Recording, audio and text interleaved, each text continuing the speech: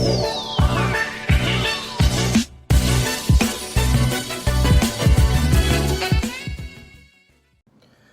right, what's up, guys? So today, excuse that, that's my computer in the background.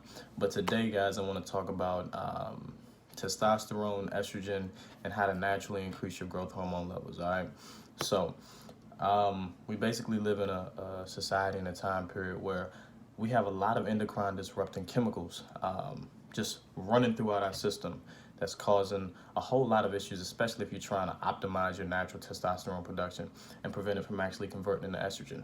I know a lot of you guys tend to have the gynecomastia issue where you're kind of having the female man boob type of thing going on, and you really don't want that. So basically what I take personally to kind of counter balance the effects of all of these endocrine disrupting symptoms, disrupting chemicals to the best of my ability is to basically take something called DIM. Now, DIM is basically found in cruciferous vegetables, right, such as spinach, kale, greens, and basically what it does is it prevents your free testosterone from converting into the bad form of estrogen.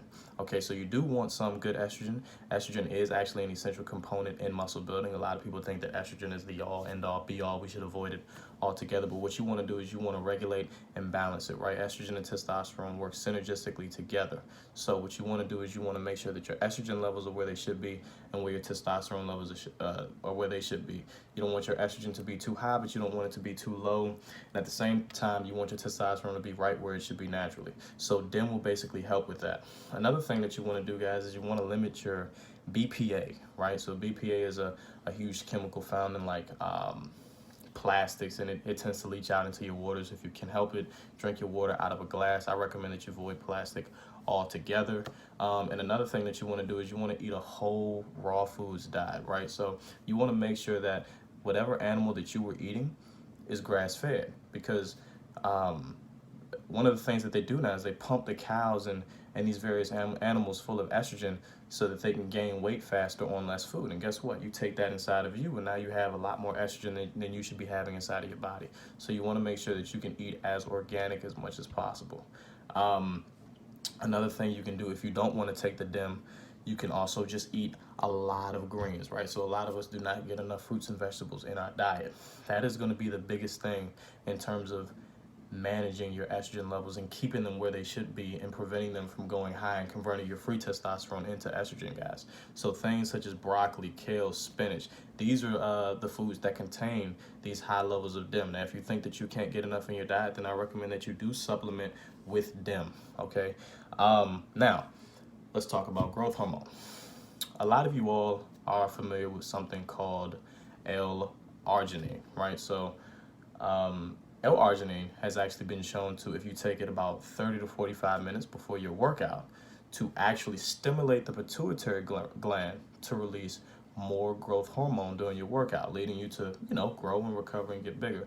Another thing that it also will do is if you take it right before you go to bed, you'll actually stimulate that pituitary gland to release more growth hormone as well. I've actually found personally that my sleep tends to be a lot deeper when I'm taking L-arginine right before I go to bed. The only thing with L-arginine is that when taken in its natural form, it really is not that bioavailable in the body. It's not really uptaken into the cells by a lot. Most of it gets wasted away by like the liver. There's actually an enzyme, I can't think of it off the top of my head, that the liver actually produces to actually get rid of the L-arginine. So the form that I recommend that you take it in is L-citrulline, okay? L-citrulline is actually highly absorbed by the body. L-citrulline converts into L-arginine. L-arginine is basically what the body uses to make nitric oxide. And unlike L-arginine, which has a really quick half-life, L-citrulline tends to stay into the blood for a long time.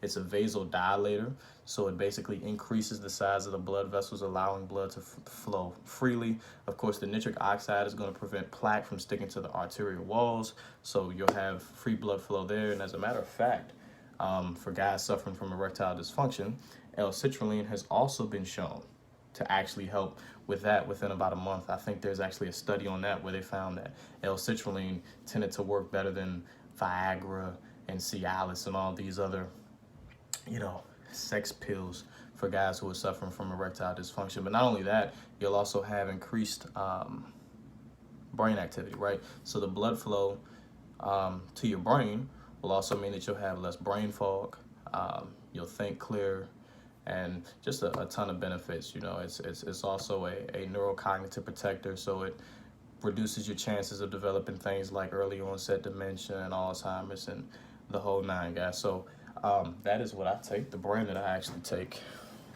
I'll go grab it. Right here.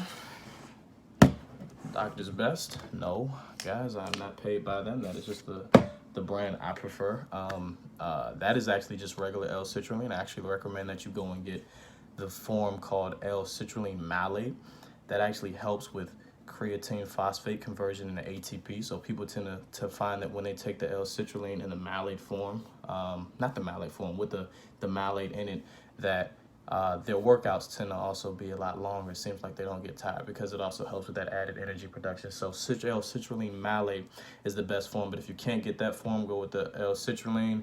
And if you can't find the L-citrulline, try to get you an L-arginine in the hydrochloride form, right? Because L-arginine in its pure form really is hardly uptaken in the body, and even the hydrochloride form is really hardly uptaken in the body. But what I do is I actually take the L-arginine hydrochloride with the L-citrulline, and I take that about 30 minutes before I go to work out, and I do notice that my pumps are pretty insane. So check that out, guys. Hope that helps. Make some gains, and as always, like, comment, subscribe, get better.